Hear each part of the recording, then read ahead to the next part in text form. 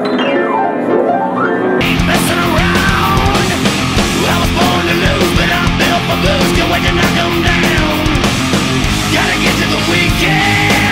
this is the Mighty Z of Capital Chaos TV. I'd like to first of all say, fuck yeah, because we're hanging out with Vinnie Paul from Hellyeah. How's it going, Vinnie? Damn good. Good to be here. I'm looking forward to another kick-ass rock show with the Mighty Lamb of God. Sweet. And now you're known by your first name and your middle name. Why not your last name? You know, just ages and ages and ages ago, me and my brother just decided it'd be cooler for us both to have our own name instead of go by the same name at the time. So I went by Vincent Paul, and he stuck with Dimebag Darrell, man, and that's the way it started. Huh. And that's history of it all. That's basically it. You know, it just had a better ring to it, you know. I mean, Benny Abbott doesn't have much of a ring to it, you know. Darrell Abbott doesn't have much of a ring to it. So, you know, back then, too, you know, cool names were part of music. You know, nowadays it's probably not as important, but back then everybody tried to have a really a name that had a recognizable kind of phrase to it. For sure. My name is Zoran Theodorovic. I don't know how rock and roll that is, but it's probably... That's pretty rock and roll these days, man. It'd be crazy. You could start your own band called Zoran Bitch. Is that how you pronounce it? Zoran the Bitches? No, how did you pronounce it? Zoran Theodorovic. I see. Zoran Theodorovic. You could just name the band that. That's right. Zoran and the Theodoroviches. There you go. Whatever, it's all good. Now, your parents come from a country music background. Were they supportive of your rock and roll in the beginning? Yeah, they didn't really understand it, you know, at the first. But the way I kind of equated it to them was like, you know, remember when you were a kid and you were a big fan of Elvis and your mom and dad didn't understand it and they blocked him off from the waist down and all that? That's kind of what we do, except it's a much more extreme level, you know. And from that point on, they always supported us and really, you know, had our backs all the way. And you've gotten some of their country roots in you. Oh yeah, you know, coming from Texas, you know, it's a really it could be its own country. You know, people are super friendly there. They treat each other right. That's a big important thing. And then there's a lot of great music from there. You know, ZZ Top, Stevie Ray Vaughan, King's X was from there. You know, great guitar players, Eric Johnson, all the way down the list. You know, so it's just a great place to be from. And we always wanted to keep our roots part of what we did. You know, back in the 80s when we first started playing, people always used to tell us, you know, you have to move to LA or New York if you want to make it in heavy metal, you know. And that's where the term Cowboys from Hell came from, is that we basically felt like we were out of place. We were in this place called Texas, and we were the Cowboys from Hell, and we were hell-bent for making metal music, and we didn't want to have to live in New York or LA. So that's kind of where that came from. Sweet. Now you have a new album, a new label, and a brand new video, Band of Brothers. Yeah, man. This record was really special for us. You know, the first two records, we really wanted to do something outside the box, different than what we'd done in any of our previous bands, and we really consciously made an effort to not sound or even resemble the previous bands any of us were in, you know, and we got that out of our system. And with this record, we wanted to get back to our metal roots. We wanted to get back to doing what we all did the very best, which is make metal music. And so we brought our influences that we brought to the other bands that we were in, Pantera, Mudvayne, Nothingface, and Damageplan, to the table, and we ended up with Band of Brothers, which is an extremely heavy, killer record for us. It's definitely a directional change. It's much more focused, and it's been going down great live, so we're really excited about the way things turned out. Are you familiar with the Band of Brothers on HBO? I am not. It's war drama. It's a really cool. Oh, yeah. Well, you can equate the term to that. You know, it's just basically about, you know, having each other's backs and really, you know, whatever community you're in. In our case, it's the metal community. You know, we all look out for each other, and the same thing with, I guess, with the military, with the Band of Brothers. You know, they're out there together. They have to watch each other, and that's basically what the term means. And is there any special editions that you've made specifically for the Japanese? They apparently get everything. That is an odd question. We did a really off-the-wall cover of Saturday Night High and Dry by Def Leppard, and it's almost sounds like a death metal version of it, and I believe that ended up on the Japanese special edition there. I knew it. I knew they would get something extra. It seems like they always do, man. Just the way it is. Now, you're on tour with Lamb of God, In Flames, and Silosis. Mm-hmm.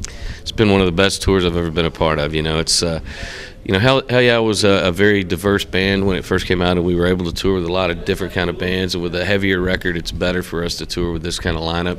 The fans have treated us super, super great every night. The bands have been great.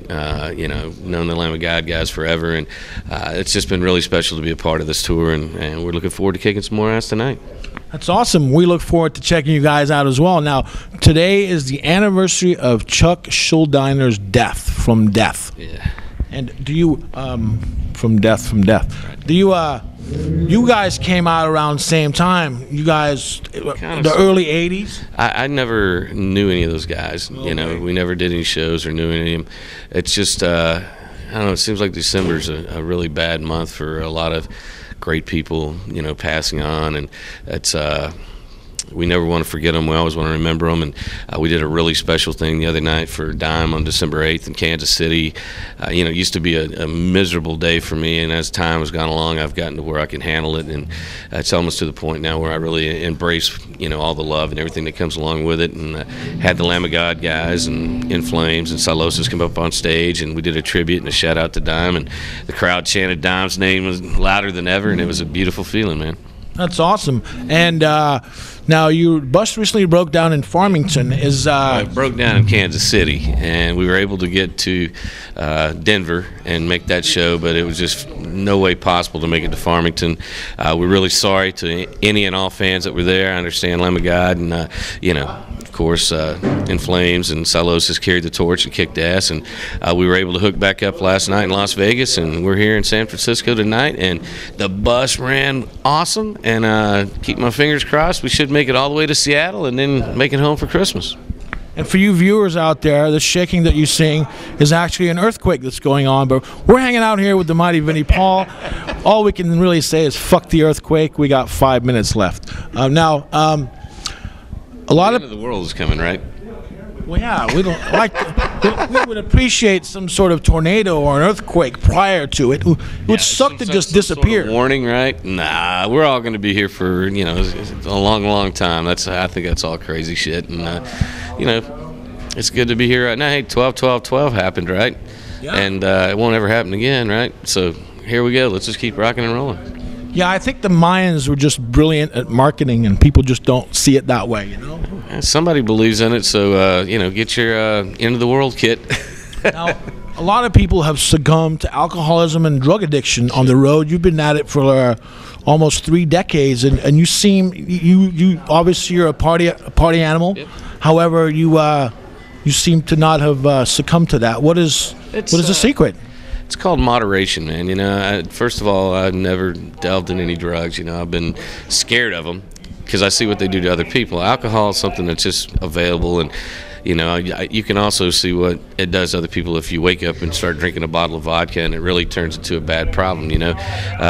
For me, I always just believed in moderation, you know. We drink to have a good time, we get fucked up, and the next day you get up and drink lots of water and Pedialyte and Gatorade and really, you know, replenish your body, and you try to just ride a fine line with it, you know. Rock and roll, man. I mean, to me, it feels like rock and roll has almost died in the sense of there's no fun in it anymore. There's so many straight-laced bands out there and people that don't enjoy doing this, and you know, we really embrace it. Hellyeah is the real deal. We love it. We love being a part of it, and you know, there's no way that you could be a sober dude and be in Hellyeah. It just wouldn't work, you know. Chad's curtailed his drinking a bit because his voice is much better on stage. He only drinks on his days off now, you know. And for us, we really only have 1 or 2 shots before we go on, just enough to get loose. The most important thing is delivering, going out on stage and kicking ass, and you can't do that fucked up, you know. But after the show's over, there ain't nothing wrong with drinking a bottle of vodka and watching Lamb of God and In Flames and going down to the local strip bar or rock bar and having a good time. That's rock and roll, man. And in this place, that would be next door. Okay, next door. Let's do it. Oh, there's the strip bar. What's it called? I've been in there. Crazy Horse. Yeah, I've been in there. I've been there several times. I don't know if I would call it world class, but I've been in there. And then finally, who do you see going all the way this year? The 49ers? Oh, you had to go and push that button, didn't you? Yeah, everybody that knows me knows I'm a Cowboy fan. I was born and raised there. If you cut me open, I bleed silver and blue. I do have to admit the 49ers look very good. I think they made a good choice in moving Kaepernick to quarterback. I think that's a really going to help you guys a lot in the playoffs. And, you know, I'm going to still be pulling for my Texas boys, either the Houston Texans or the Dallas Cowboys. But in all honesty, I think your 49ers got a really good chance. But it's going to be tough. The playoffs, you know, you never know. I think the only team that might be a shoe-in is New England. God, did they whoop Houston's ass the other night or what? That was crazy.